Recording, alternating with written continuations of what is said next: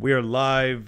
Today we have on David Woodside from Coach House Law. Welcome, David. Thanks for jumping on with us today. Hi, thanks, Mike. Really excited to be here. It's really fun that you invited me, and hopefully I can be useful. Yeah, well, I'm sure you will. I mean, David and I go back a long time, and I just thought it'd be great to have you on. You're obviously a real estate lawyer. Let everyone know where you practice and what you specialize in. Thanks. So, as Mike said, I'm a real estate lawyer. I run a small law firm in downtown Toronto. Uh, we're about four lawyers, and we're growing a bit, so we might add a couple more lawyers in the next year. But my practice is predominantly real estate. So I've been practicing for about well, it's over 10 years now. I think I was called to the bar in 2009. So time flies when you're having fun. But the thing about law is, like anything, I'm sure Michael agree with this, is the more experience you get, the more you learn, the more of a resource you can be. So um, we've got a little firm here. We specialize in real estate law, commercial, corporate law for small and medium sized businesses, family law, litigation, and some regulatory matters. So we're happy to be a resource to anyone. I think what people, especially people buying residential real estate, should know is that uh, don't be afraid of your lawyer. And you can always have you can't have enough lawyers. So most lawyers will be happy to talk to you.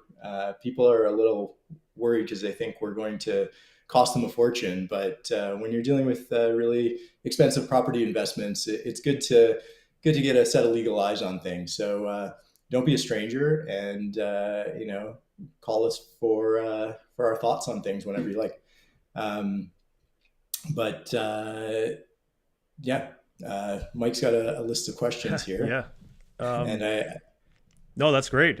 So yeah, we did get a good amount of questions coming through social media. I posted on my story yesterday, and I thought we'd actually kind of piggyback off what you just mentioned. So one of the questions was, why is it important to use a lawyer who specializes in real estate for a purchase or a sale? And we'll keep it to residential real estate. Keep it simple there. Yeah, that's a good question, and it touches on a lot of things. But I would say I think that question is coming in the context of why don't I just use my friend who's a lawyer. Uh, if a lawyer isn't a it doesn't have a real estate practice, they might not be equipped to deal with your matter. And I don't think I think any good lawyer is not going to take on something they're unfamiliar with. The funny thing about law and being a lawyer compared to maybe some other professions is once you are a practicing lawyer, you can technically go in and learn and practice any area of law, but you probably shouldn't until you're competent or confident or have enough support to actually do that. So, it's once in a while you end up working on the other side of a file where there's a lawyer who's never really done a real estate file, and that's fine because lawyers are generally pretty supportive. And we sort of help each other through things. But if something becomes contentious, you always want to be sure that the person who's working in your corner knows how to handle a specific situation. And um, the interesting thing about real estate is, uh, and when we're talking about real estate, we're kind of hitting this tip of an iceberg where I think when we're talking about real estate, we're talking about conveyancing, like buying and selling residential properties. But that's all based on a whole bunch of legal precedent and law, and in Ontario, the Planning Act, which is a very mysterious area of the law that is very complex. So a lot of times, even the most experienced lawyers will always come across an issue that might be new, might be novel, might be similar to something that's been encountered before, or there's been a precedent or case law dealing with it. But sometimes it's entirely new. So if you have someone who is well grounded in both experience, knowledge, and the law, it can really make the difference. So this isn't this is what I feel like you go to a lot of lunch and learns with lawyers, and we like to tell you all the risks and then scare you and say, oh, this is why you need to hire a lawyer.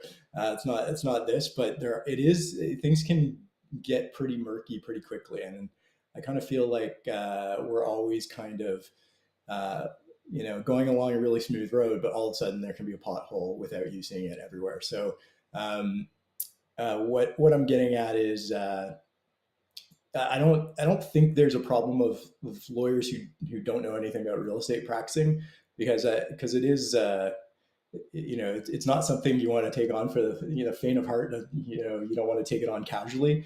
Say you're a bankruptcy lawyer, you don't want to jump into residential real estate, or say you're an M&A lawyer. It's just an area you don't know. Just like I wouldn't jump into being a criminal lawyer and defend somebody for theft or something. It's just not my area of expertise, and I think I'd be doing more harm than good.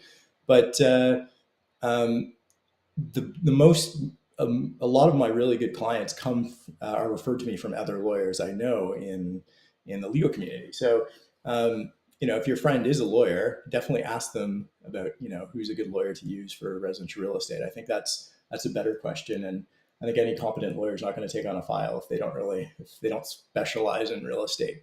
But the one thing, and maybe it's just topical because I've been dealing with it a lot lately, is issues related to the Planning Act. So a really good um, book that's really technical and really meant for lawyers. But if you're interested, you should pick it up. And I actually pulled it out here so I can show you guys. It's the law of subdivision control in Ontario. This basically is the foundation of all of how land and real property is dealt with. So it all comes out of how we can use certain land for certain things, and how historically how it's been divided and how it's allowed to divide and things like that, and how it can resell it and how it can transfer it and everything like that. So anyone who's getting serious about real estate or real estate law should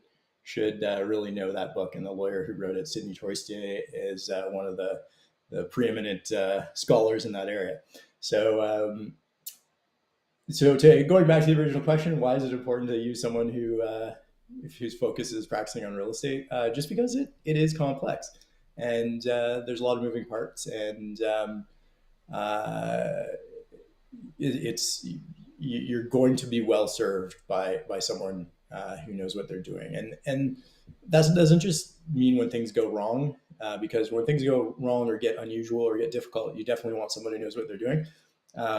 But just making the flow of the transaction go smoothly and asking the right questions from the beginning, so you don't have to be asked random questions throughout the process, or things come up when somebody wasn't actually thinking about it early enough. So it's good. I don't think there's really a problem with that. I think any lawyer in Ontario, we've a pretty reputable bar, and any lawyer in Ontario is not going to take on a real estate file unless they're competent and they know what they're doing. Yeah, awesome. I think super important. Great tips in there. And one of the things that actually comes up a lot in downtown Toronto is status certificates. And the next question we had was, what is a status certificate, and why should it be reviewed by a lawyer? We either typically put it as a condition, or we try to get it reviewed before making an offer. Especially what we were in last year, where it was offer dates and tons of action on properties, we tried to get that status reviewed before the offer date. So can you elaborate on the status? Of course. I love a good status certificate. So why is it important to be reviewed by a lawyer? Well, it's not so much a lawyer, but you want to have somebody who can easily interpret what the status certificate says, and generally that is lawyers, because we are just doing that a lot. A status certificate is something that's required by law for a condo corporation to produce. And it's basically like a peephole, like a glimpse into the inner workings of the condo and the condo board. So it's one element of due diligence you can do fairly quickly and easily, and the condo corporation is legally required to produce it and disclose certain things in that status certificate. So, and the important thing is make sure it's up to date. A status certificate from 2 years ago isn't going to really tell you much about the condo today, and make sure it's for the right condo unit, because a lot of times I've been handed status certificates to review, and then we always ask, well, what is the condo unit you're looking at, and just to make sure the condo certificate adds up to the actual unit. But there's all kinds of things in there you can, and although you have it reviewed by a lawyer, uh, you should review it yourself. I think when you're buying something as significant as real property, as a condominium, you as a buyer, you should read it yourself. Even if you don't understand what is being said in it, then when your lawyer reviews it and comes back to talk to you about it, you can ask all these questions about maybe the questions you had going through it.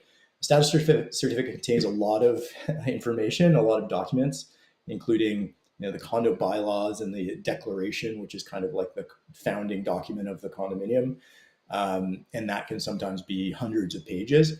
But it also lists it's required to disclose any ongoing litigation, any unpaid condo fees or special assessments raised. It shows you the reserve fund, which is kind of a rainy day emergency fund for the condo that's supposed to be maintained to a certain level and reviewed every few years by an auditor. And you can check and see when the last reserve fund study audit was done and make sure it's up to date. They also include all the financial statements. I would say most people don't do this, but it might even be advisable to have someone with an accounting or finance background look at the financial statements of the condo, just to give you a bit more of an idea of what's going on. But we will review. We kind of have a funny little thing at our firm where we review status certificates for our clients for free. And we were doing this a lot when the market was really hot and people were putting in multiple offers on condos. So I've had clients where I was reviewing a status certificate, once a week for several months before they actually were successful in buying a condo. But one thing about the status certificate is it's not all there is to due diligence on a condo. It's nice to see that in most residential real estate transactions, it's become like the standard. Like it's a condition that you will, when you're a buyer, no seller is really going to object to a status certificate condition in there. But it's one of many things. It goes along with having the appliances inspected, having the unit inspected, having anything you're concerned about with a condo looked at. So it's one of many items of due diligence, but it is something that is an easy one if you're a buyer to put into an agreement, and most people just accept it as industry standard, and you usually have anywhere from 3 to 10 days to review it with your lawyer before you have to waive or fulfill that condition. So what I like to do, and the reason I like reviewing status certificates, is because it's a great learning tool for my younger lawyers and my articling students. So if you read a status certificate and really and everything that's included, it really gives you a good understanding, once you become familiar with them, of the inner workings of condo corporations and boards and things like that. So it's a good educational thing. And I like to use it to teach younger lawyers about condominium law. So that's another reason we are happy to review them for you. But once we review it, we put together a little report for our clients. And then if everyone is interested, we love to have a little conference call and go through everything. And just, it's more of a, even if there's nothing that stands out in the status certificate, it's nice to go through these items so people understand what they mean and how they work. And the other thing, just one last thing I always tell people about status certificates is, a status certificate is kind of looking backwards, from now backwards. It doesn't really tell you what might happen in the future. I mean, it's impossible to predict. So just because a status certificate looks fine right now, 2 weeks from now, something in the condo could change, and it might not be the a problem-free status certificate. And sometimes status certificates with tons of problems might indicate that the condo is actually being managed well because they're actually identifying all of their problems and they're working on them. And they've kind of, condos go through ups and downs. And sometimes I'm a little skeptical when a condo status certificate has no issues whatsoever and it's been around for a long time. It kind of indicates that A, it's just a really well-run condo, or B, maybe they're not paying attention to something. Maybe it's a cynical mind I have when it comes to that, but sometimes when I see a condo certificate that's laid out all of these problems and sort of what the board is doing about them and what they've been through to solve the problems, I kind of see that as sometimes an opportunity. We've already identified all our faults and we're working back up to make the condo perfect. So it's good to think about each of these things rather than to just score them. And sometimes I find my clients want me to tell them, is a status certificate good or is it bad? Well, it is what it is. It says things about the condo.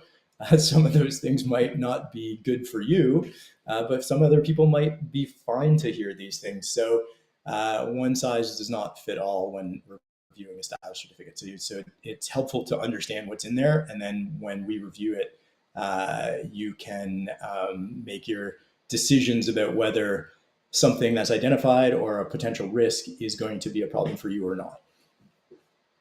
Yeah, that's great. I think it's a great approach too, because then you unpack the entire thing, you go through it with the clients, and then you can say, okay, these are the risks, these are what we see, these are what could happen, and it's a great way to look at the status, and then come to terms with what do you want to do moving forward. Because if we do have a status condition, for anyone who's watching, if there is a condition of status certificate, you as a buyer have to be okay with the status to close on the property. That's the whole point of having the condition in there and getting it reviewed by a lawyer either before putting the offer in or after. So great points there, David. As we jump into this, the next question we had are, what are the typical closing costs or adjustments that a buyer should be prepared for before closing? Or we could do like buyer and seller, but your choice if you want to just do closing costs in general, or if you want to do buyer and or seller. Yeah, maybe I'll just speak generally about that. Sure. Closing costs, I think, are usually interpreted as everything that's going to cost you on top of the purchase price. And they're obviously different for buyer and seller. So there's your legal fee, what you have to pay me. And most lawyers in residential real estate generally do a flat fee, which is nice. So that's another reason to lean on your lawyer. It's, you could call your lawyer every day and have 2-hour conversations with them, and they're not going to bill you by the hour like we would bill you for everything else. I mean, they might sort of say, I might say, look, I have to get some work done. But it's kind of this, it's really the only situation I can think of where you're getting a lawyer for a flat fee who can help you with pretty much everything associated with your purchase or sale. Kind of a great deal in my mind. But all of the other closing costs are usually quite a bit more than the legal fees. So people seem to always be worried about the legal fees, but those are sort of a small component of it. You have things like land transfer tax. You need to buy title insurance. You don't have to, you should. And if you're getting a mortgage, 99.9% of the time, the mortgage lender is going to require that you buy title insurance, which I think we'll talk about in a bit. And then there's search costs, disbursements. These are sort of costs that we incur as the law firm doing work for you. And we bill them to you. So we have a flat fee, but then we charge you for all of our costs. So, and lawyers sometimes vary on how they do that, but that's how we do it. And those depend on what you want to do. I usually have sort of a basket of things I generally do as what I would say my standard, searches and due diligence are. But sometimes, as a buyer, you might be interested in doing things that maybe are a bit beyond what the typical person would do. And if you're depending on the type of property you're buying, there's obviously different searches that may become more important. So, and these searches aren't, when you're buying, say, $1 million, $2 million property, we're talking like search fees of like $20 here, $60 there, which in the grand scheme of things aren't that significant when you're making such a large purchase. So usually when we recommend doing a search, it's worth doing. But for example, searches we might not always do that you might want to do in typical properties. If you're buying sort of a multi-unit property, investment property, you might want to make sure all of the units are have the permitted legal use by the city to be used for separate living units. You might want to do a fire department search to make sure there hasn't been any violations on the property for fire code. Uh, a, a good one is to do a building permit search. There, you might want to do environmental searches if you're buying a property that might have had a history of environmental contamination, or is beside a gas station, or is used to be a dry cleaner or something. Environmental liability has become a huge expanding risk factor in property transactions over the last 40 years. So you want to be sure that you're not inheriting somebody else's problem. Um, and of course, we can walk you through all of the potential searches, and there's always a balance between what's worth doing and what the risk is. It may not be material to spend $100 on the search when the risk is a $20 bill. But those are generally all of the fees. When you're selling, closing costs would include the real estate agent's commission. Obviously, a seller pays the commission, and a really good website for calculating closing costs is called ratehub.ca, RATEHUB, ratehub.ca. There's a bunch of calculators on there for calculating all kinds of things like mortgage affordability and things like that. And I find it's a really accurate site. I don't have any association or interest in it. I just use it quite often because it's just a well-designed site. Yeah. So if you use a calculator like that when you calculate in legal fees, disbursements, closing costs, I'd find it's usually pretty accurate. And if you have a real estate transaction coming up, just call or email us, and we'll put a little quote together for you of what your closing costs will be based on what type of property is and what you think you'll do. Kind of the variable costs, though, are title insurance, because a more expensive property is going to have more expensive title insurance generally, and the big ticket item is land transfer tax. So in Toronto, you have the Toronto land transfer tax and the municipal land transfer tax. Some people like to say it's double the tax in Toronto for land transfer tax, but it's a progressive tax. So as the purchase value increases, the amount of tax you're going to be paying is going to be increase as well. Yeah, those Rate Hub, first of all, is a great online calculator. I use it as well, just to get a general idea. Of course, it'll kind of guide you in the right direction, but also, yeah, the double land transfer in Toronto that kind of sucks as a buyer, and I paid it. I paid it on my properties. Yeah, it's something we can't avoid here in the city of Toronto, of course. You mentioned title insurance, and there was a question I had actually a little bit later, but I figured this would be a good piggyback on that. We've obviously heard in the news about what's been going on with some of the properties that have been, sold without the owners knowing.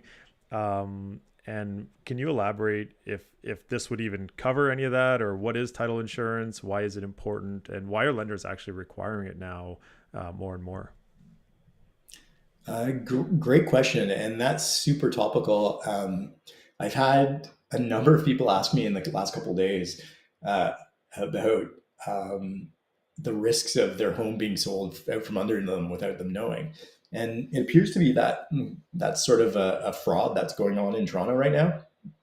I don't know much about it, but I assume it's enough. The risk is not new. There's no Usually when something like this starts to become a trend, it's because there's some new technology or something out there.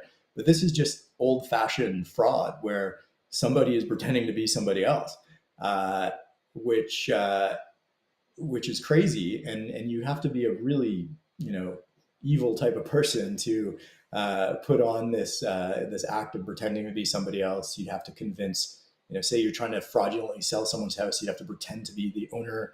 You have to lie to buyers, lie to real estate agents, lie to your lawyer, and through all of these things, for example, on my side of it, when I'm taking on a client, I'm reviewing their ID. I'm meeting with them to make sure I can tell that they are who they say they are. But it's not foolproof. I mean, if somebody really wants to trick a lot of people, it is possible. We're always trying to keep our fraud radar up to make sure, if anything seems a little off, we might escalate it in some direction.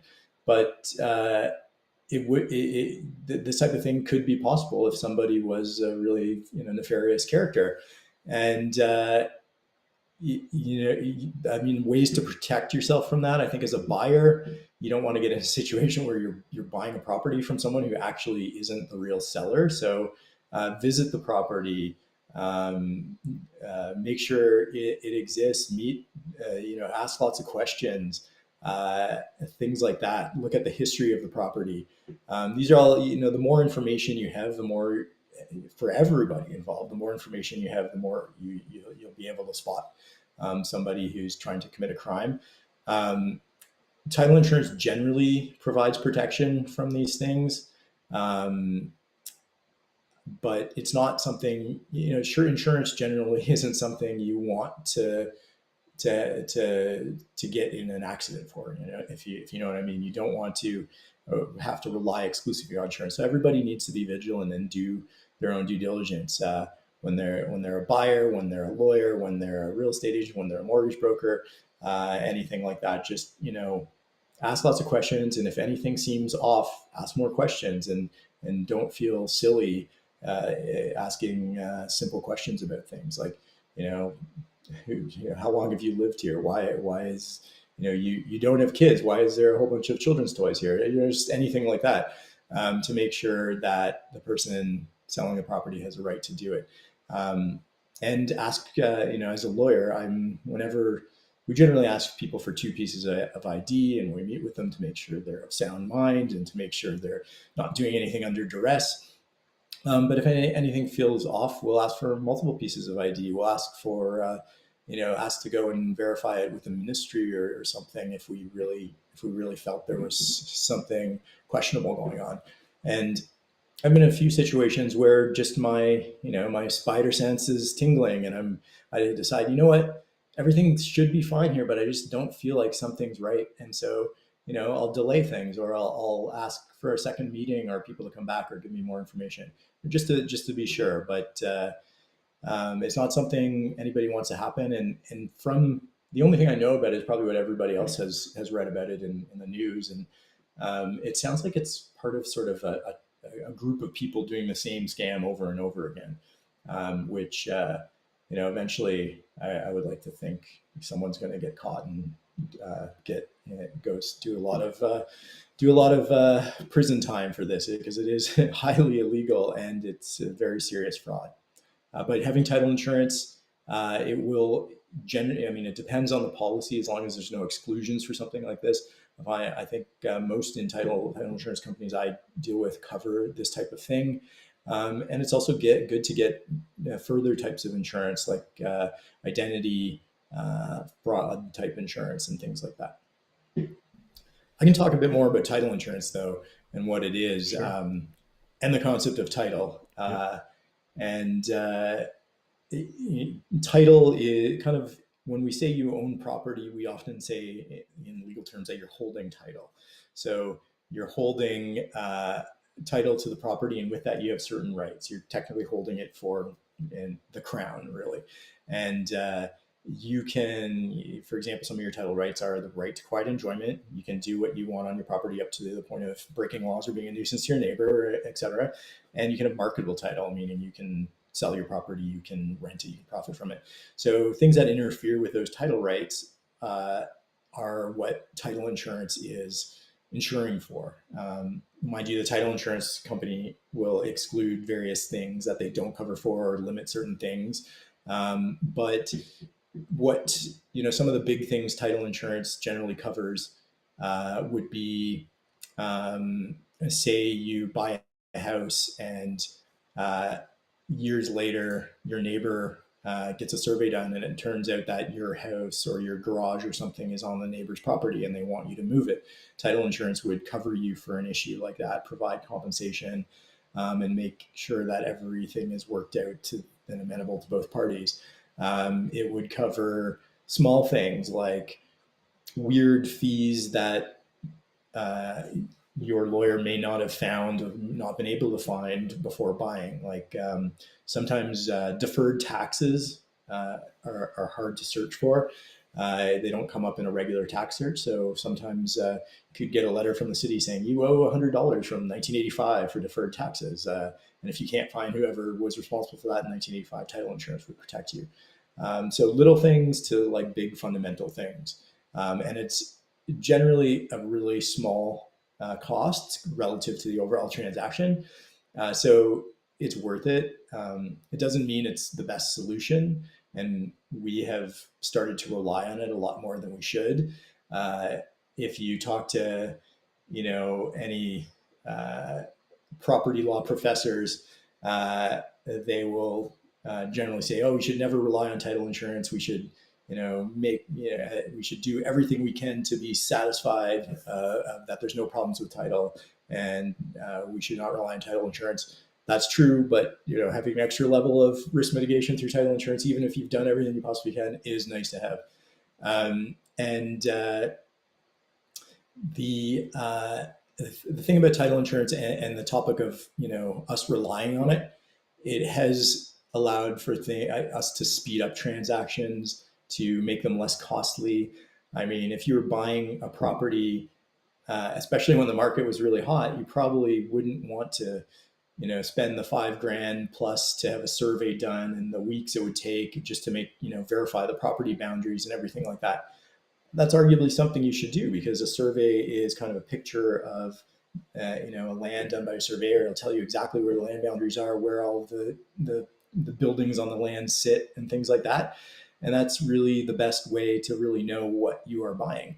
But most people don't do that, and they rely on title insurance. So if it turns out that, as an example, potentially the piece of property you're buying is a lot smaller than what was described in the land registry, once a survey is done, probably the title insurance company would provide some coverage for that.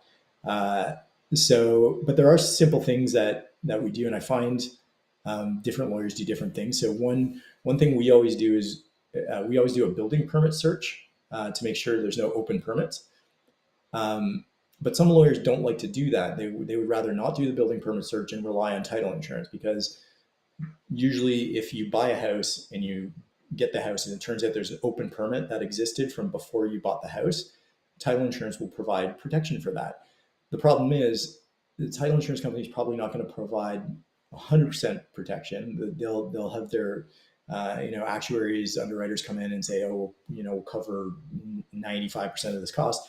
And say it requires a lot of work, then your life is going to be disrupted by having contractors come in to get the work done so that the permit can be closed. So we like to do a building permit search, so we can tell our clients before they buy that, hey, there's 2 open permits, one for plumbing, one for HVAC, that are going to be need to be closed before the house is closed on. But again, some people don't want to do that, because if you know about the permit, then title insurance is going to cover you for it. So then you get in this position where you have to get the seller to close the permit before you take ownership of the house, because you won't have title insurance if you close, and you want to get it done beforehand. So if you're in a real rush to close and you don't really care about open permits, then you probably wouldn't want to do a search and just rely on title insurance. But it's not a great solution. And my general philosophy is I'd rather know everything I can know, even the bad things about the property, rather than just rely on an insurance policy. That's Yeah, my spiel. no, it's good, and it also, like, as a realtor, it also, like, if you were to come back, the my client's lawyer was to come back and say, hey, we did building permit search, there's 2 open permits, then I can go back to the seller agent and have that discussion and say, can we try to get these closed before closing, things like that. It's always good to know beforehand so that you're not dealing with any Exactly. surprises after closing, right? um David, I don't want to keep you too much time. We've gone over the 30 minutes that I I promised you I would only take up that amount of time. um if it's okay, I got one last question because this one I feel like comes up all the time. On closing day, Sure. when do the keys typically get exchanged? And I typically recommend, I always usually say to my clients that it's probably going to happen in the afternoon. Can you elaborate on what time typically, or why is it typically in the afternoon, kind of thing?